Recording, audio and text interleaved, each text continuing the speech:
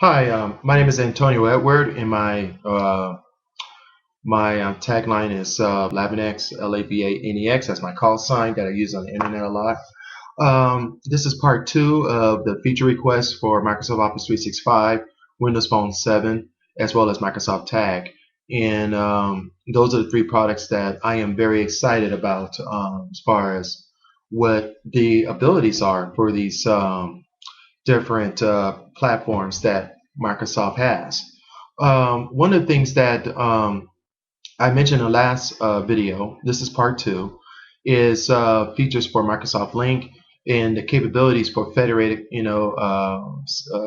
corporations to allow communications with Skype and Windows Live, as well as like group chat, audio, video sharing, desktop sharing, and stuff like that. So I think in the new releases of Skype and Windows Live, it should have some type of DLL file or some type of plugin that will allow Windows Live users and Skype users to be invited to meetings.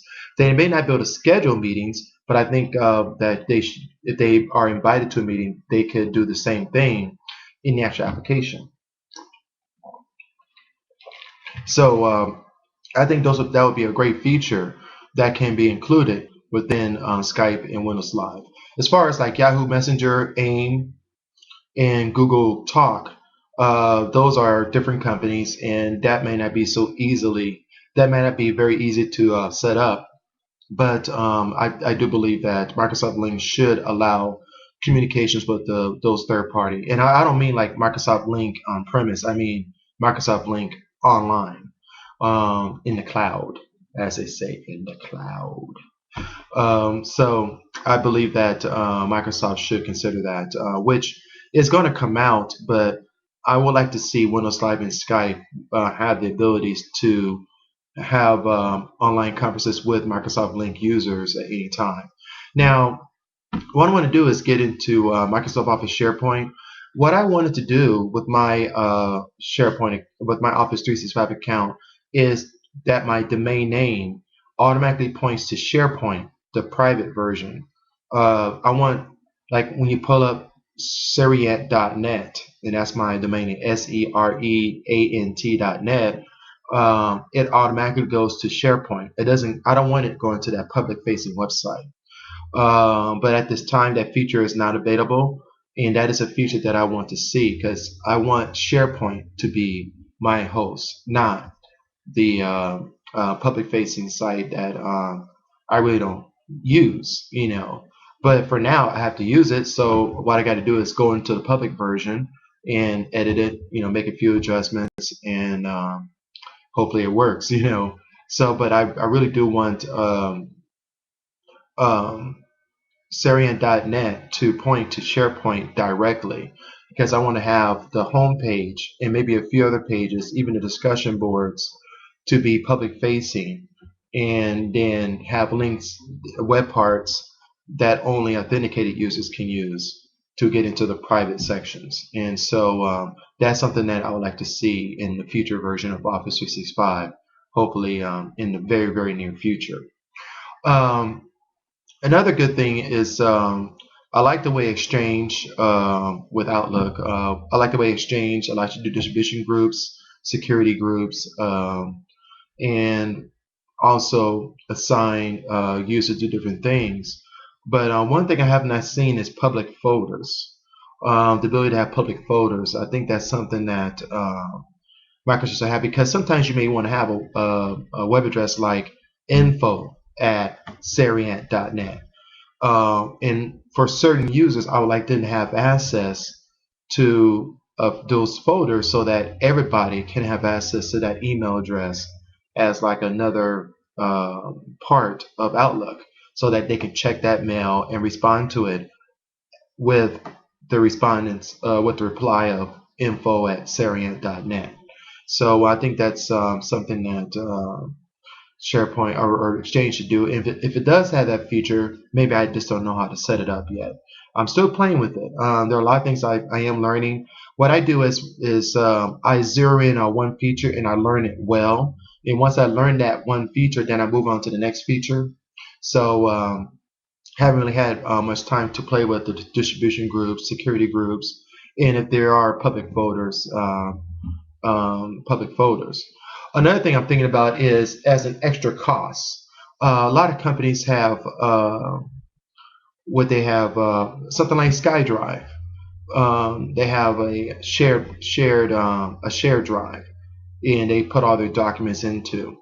What I like to see is with the Microsoft Online Assistant login program is that it actually the administrator can assign certain folder names or certain network drives that can be implemented um, into everybody's computer that signs into Office 365. And so right off the bat, they have a folder on their desktop where people can store files really quick. And a lot of companies are used to having that, but a lot of companies don't want to have to maintain those computers to have those hard drives. So if Microsoft offers that ability for an extra cost, they can charge, like, let's say, I'm on top of my head, $10 for 25 gigs per 25 gigs, and they can always spend on one drive, or they can purchase another drive. It could be 25 gigs for $10, and then for an extra $3, they get an extra 10 gigs for that one drive, and then that company can say we need another drive altogether, so they purchase another drive, and then they can assign individual users based on distribution groups or security groups or by user itself to have access to those drives. And so, and basically, it's just like having a shared network drive at a company. It'll be the same thing, but it's hosted by Microsoft.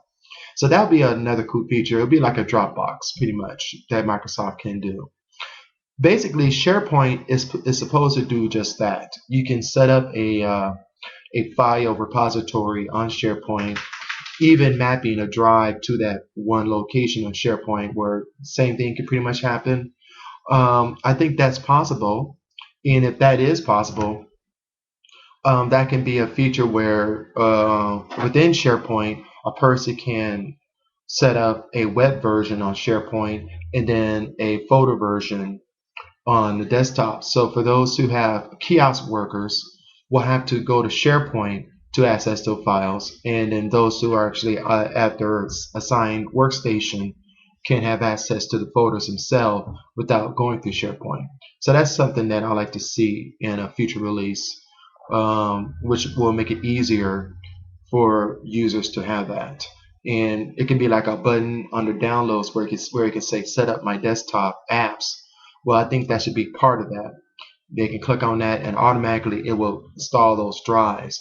For kiosk workers, of course, they have to use it through SharePoint, and the administrator will have to set up a SharePoint site, a new site within their SharePoint to host those folders, and of course assignable by user.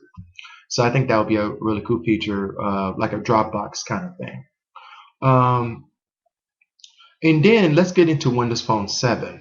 I believe that Windows Phone 7 should be the Office 365 portal. Okay, so whatever they can do on a computer as far as Office 365 is concerned, they should be able to do on their phone. So, and here's a good example of what I mean. If I go into my phone and I tell it that I have a Microsoft Office Online ID, Microsoft Office Online Service ID, and I type it in there, it will read the permissions and policies of that particular user and create the Dropbox, the SharePoint files, and have access to Link. I don't believe that Link should be a separate application. I believe it should be a part of the People Hub. So if I want to communicate with someone at work, I should be able to go to the People Hub and search by corporate name. I can even go to the global address book within the People Hub to search out names that are not on my contact list and communicate with that person, start conversations, group chats, conferences, PowerPoint presentations, the whole 9 yards, right from my phone. And so I think that's something that maybe 7.5.1 or 7.6 can have for Windows Phone. For iPhones users, stuff like that, I'm not that familiar with iPhone development, so that is something that maybe that can be added in the future for iPhone users and Android, and maybe a smaller version of that with limited features for BlackBerry users. There are a lot of companies that are still using BlackBerry. Why? I don't know. But it is a business phone, okay?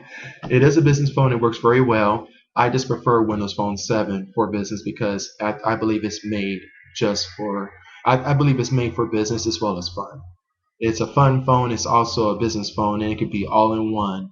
And as far as that is concerned, um, Google Talk, Yahoo Messenger, Skype should all be part of the People Hub. So in the accounts in sync, I believe that if I enter in a Yahoo ID, when I say add account Yahoo ID, and I put in my username and password, it should automatically recognize that I am a Yahoo Messenger user, load up my contacts, and the same thing, I have access to my email as well as my Yahoo IM right there.